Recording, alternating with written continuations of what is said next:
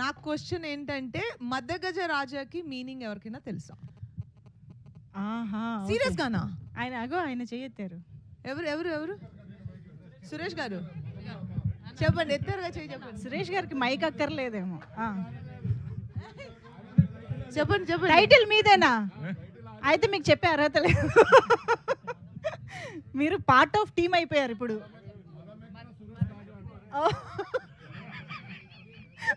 తెలుసా ఎవరికైనా? సరే ఇప్పుడు ఎవరు చెప్తున్నారు?